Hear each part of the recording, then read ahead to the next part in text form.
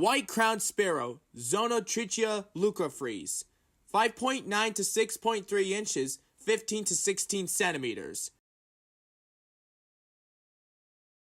White-crowned sparrows appear each winter over much of North America to grace our gardens and favorite trails. The smart black and white head, pale beak, and crisp gray breast combine for a dashing look and make it one of the surest sparrow identifications in North America. Watch for flocks of these sparrows scurrying through brushy borders and overgrown fields, or coax them into the open with backyard feeders. As spring approaches, listen out for this bird's thin, sweet whistle. The white-crowned sparrow is a large sparrow with a small bill and a long tail. The head can look distinctively peaked or smooth and flat, depending on the bird's attitude. It is slightly larger than a song sparrow. First impressions of white-crowned sparrows tend to be of a plain, pale gray bird. Next, your eye is drawn to the very bold black and white stripes on the head and the pale pink or yellow bill.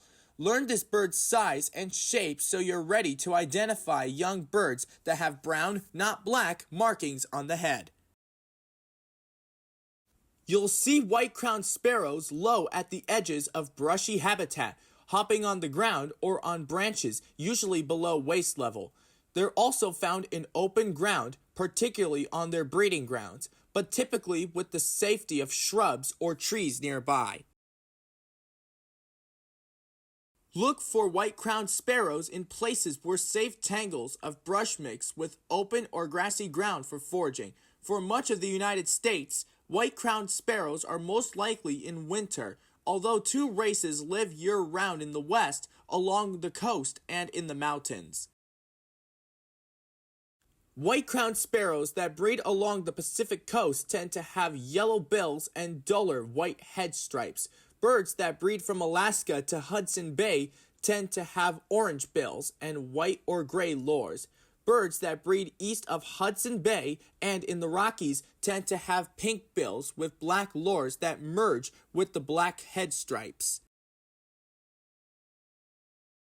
White-crowned sparrows eat mainly seeds of weeds and grasses, plus considerable numbers of caterpillars, wasps, beetles, and other insects during the summer. They also eat grains such as oats, wheat, barley, and corn, and fruit including elderberries and blackberries. White-crowned sparrow nests are typically fairly low, placed 1.5 to 10 feet high in shrubs, particularly for Pacific coast birds. Across the Arctic and subarctic portions of the species range, white-crowned sparrows nest on the tundra and have little choice but to put their nests on the ground, hidden among mats of mosses, lichens, and ground-hugging shrubs. Resident or medium-distant migrant, white-crowned sparrows that breed in Alaska and Arctic Canada spend the winter over much of the continental U.S. and Mexico. Birds along the Pacific coast and in parts of the interior west don't migrate.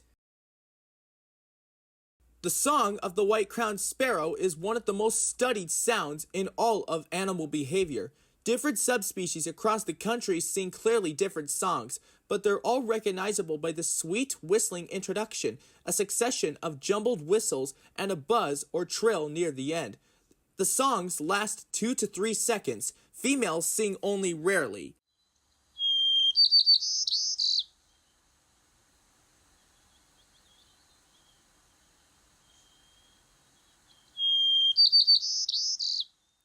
White-crowned sparrows have about 10 different calls. The most frequently heard include a sharp pink, lower pitched than the white-throated sparrow's call. It's usually made by males or as an alarm call near the nest.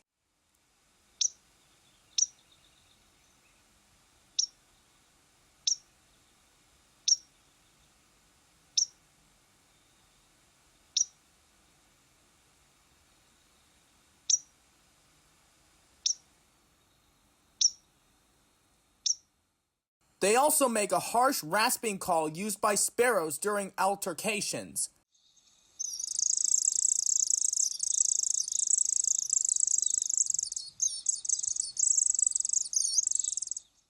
The white-crowned sparrow is a winter bird across much of the U.S. Start looking for these birds to arrive sometime in September, and they'll be in fields, along roadsides, in low foliage at trail edges, or hopping around the margins of your yard until March or April.